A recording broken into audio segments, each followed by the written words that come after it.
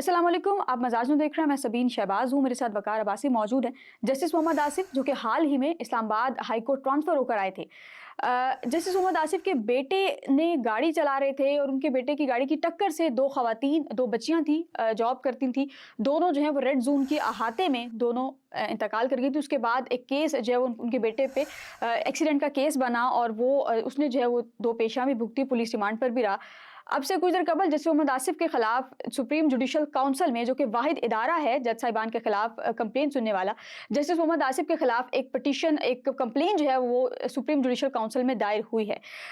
उसकी डिटेल्स आपके साथ आज की इस वीडियो में शेयर करेंगे। साथ ही साथ वकार अब्बासी साहब से हम ये जानेंगे कि क्या माजी में भी ऐसा कोई वाकया हुआ है कि किसी जज के बेटे से या किसी भी रिश्तेदार से इस तरह का कोई एक्सीडेंट हुआ हो और उसको इस तरह से रिलीफ मिला हो। वकार अब्बासी साहब, ज़रा जो जुडिशल काउंसिल में जो शिकायत दायर हुई है, ज़रा उसका थोड़ा-सा क्रक्स हमारे सामने रखिएगा। देखें, ये जस्टिस मोहम्मद आसिफ साहब हैं, बलूचिस्तान हाई कोर्ट से हाल ही में इस्लामाबाद हाई कोर्ट में इंडक्ट हुए हैं। और आपने देखा होगा कि इसी महीने के अंदर ही इनके बेटे से एक एक्सीडेंट हुआ, लेट नाइट की रेकलेस ड्राइविंग करते हुए। तो रेड जोन के अंदर ही इन्होंने हिट किया, 2 बच्चियां जो ऑन स्पॉट जो उनकी डेथ हो गई थी। तो उनके ख़िलाफ़ जो है कर्नल रिटायर्ड इनाम रहीम साहब हैं, वो जुडिशल जो एडजुटेंट ब्रांच जो है फ़ौज की है उसमें एज जज के तौर पे भी काम कर चुके हैं, सीनियर लायर रहे हैं। उन्होंने ये केस डाला है और 2009 के तहत जस्टिस मोहम्मद आसिफ के ख़िलाफ़ जो है वो रेफरेंस दायर किया गया है, शिकायत दर्ज की गई है और सुप्रीम जुडिशल काउंसिल के अंदर। तो इस दरख्वास्त के अंदर उनका मौक़िफ़ ये है कि जस्टिस मोहम्मद आसिफ साहब ने अपने ओहदे का नाजायज़ इस्तेमाल करते हुए इन्फ्लुएंस किया है पुलिस को, कानून नाफिज करने वाले अदारों को, अदालतों को, इवन जो लोअर जुडिशरी है उसको भी इन्फ्लुएंस किया और अपने बेटे को वहाँ से मतलब है बचाया। तो इल्ज़ाम तो ये था कि गाड़ी के अंदर, गाड़ी के नीचे बच्चियाँ आईं। उनके शिकायत के अंदर ये भी कहा गया कि जनाब जज साहब मौके के ऊपर पहुँचे, क्राइम सीन से उन्होंने बच्चियों को रेस्क्यू करने के बजाय, वो ये कहा जा रहा है कि बच्चियाँ उस वक्त ज़िंदा भी थी, कोई एक जो लड़की थी। तो उससे बजाय इसके कि उससे कोई ट्रीटमेंट दिलवाते, उन्होंने सबसे पहले क्राइम सीन के ऊपर से अपना जो उनका बेटा था, कमसन बच्चा जो उनका गाड़ी चला रहा था, खिलाफी साहब था, और उसको वहाँ से हटाया, पुलिस को और उसे गिरफ़्तार नहीं करने दिया, एविडेंस वहाँ से ख़राब हुए। और उसके बाद जो है वो जो सबसे एक और शिकायत के अंदर ये भी कहा गया कि जो वो लड़का गाड़ी यूज़ कर रहा था, उनका बेटा, वो नॉन कस्टम पेड गाड़ी थी। और वो नॉन कस्टम पेड गाड़ी जज के पास कैसे आई और वो कैसे इस्लामाबाद के अंदर चल रही थी। तो ये 2-3 शिकायतें हैं जजों के ख़िलाफ़। तो आपको पता है 2009 का जो फोरम है वो जो सुप्रीम जुडिशल काउंसिल गया और वहाँ दर्जनों के हिसाब से इस वक्त कंप्लेंट्स जो हैं मौजूद हैं, जो ज़ेर समाअत हैं। और अभी तक उनके ख़िलाफ़ आपको पता ही है सुप्रीम जुडिशल काउंसिल का जो इजलास होता है उसमें रस्मी सी कार्रवाई हो रही है। फ़िलहाल किसी जज को इस किस्म की किसी शिकायत के ऊपर अभी तक फ़ारिग तो नहीं किया गया, लेकिन इनके ख़िलाफ़ ये दरख्वास्त आई है और जज साहब के ऊपर भी ये क्वेश्चंस उठाए गए हैं कि उनको उनकी जो इखलाकी तौर पे उन्हें इस तरीके से इन्फ्लुएंस नहीं करना चाहिए था। बिल्कुल। तो अच्छा, जस्टिस मोहम्मद आसिफ साहब जो हैं ये 20 जनवरी 2025 यानी कि इसी साल में पहले महीने में जब बलूचिस्तान हाई कोर्ट आए थे बतौर एडिशनल जज, और उसके बाद उनको 2 फरवरी 2025 को इस्लामाबाद हाई कोर्ट जो है वो शिफ्ट ट्रांसफ़र कर दिया गया था, इंडक्ट कर दिया गया था। उसके बाद इस्लामाबाद हाई कोर्ट में ये इस वक्त तक मौजूद हैं और 2 दिसंबर 2025 इसी महीने में जो वो एक्सीडेंट उनके बेटे से होता है रात को, तकरीबन जैसे आपने बताया कि मुबैना तौर पर कि जज साहब आए थे और अपने बेटे को वहाँ से ले गए थे। तो वाक़या हुआ था तकरीबन 1 से 1:30 बजे के दरमियान में और जो एफआईआर है वो तकरीबन सुबह 4 से 4:30 के दरमियान में हुई है। अच्छा, अब ये जो एडिशनल जो सेशन कोर्ट में इसकी समाअत हुई है, मैं ज़रा उसका हवाल बताती हूँ। सेशन कोर्ट में बेसिकली 2 समाअतें वकार साहब इसकी हुई हैं और दोनों समाअतों में जो एडिशनल सेशन जज हैं शाइस्ता कुंडी साहिबा, उन्होंने दोनों समाअतें की हैं।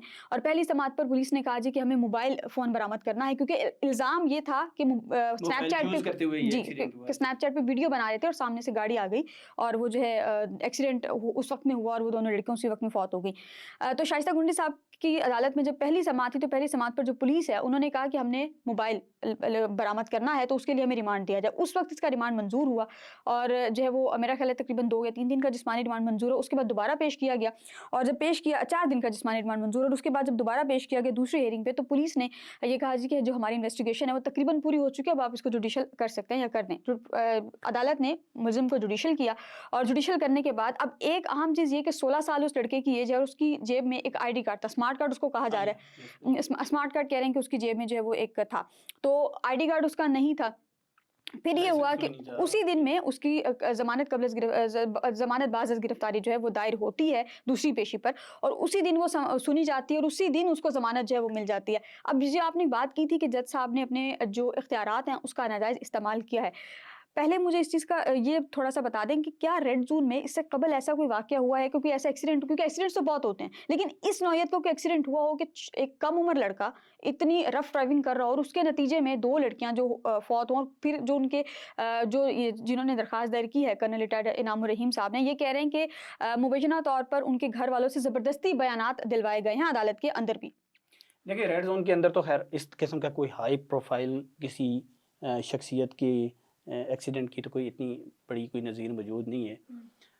रेड ज़ोन के अंदर एक्सीडेंट्स होते भी कम हैं। आपको पता है कि हाईली रिस्ट्रिक्टेड एरिया है उसके अंदर, क्योंकि जज साहिबान की रेजिडेंसी जितनी भी हैं वो चूँकि रेड ज़ोन के अंदर हैं, और इनके बच्चे भी फिर उसी का रेड ज़ोन को ही उन्होंने जनाब टेस्ट रन के तौर पे चला रहे होते हैं गाड़ियाँ, जो भी चली आपके सामने ही आई। इट्स वेरी अनफॉर्चुनेट कि बड़ा बदकिस्मत वाक़या हुआ।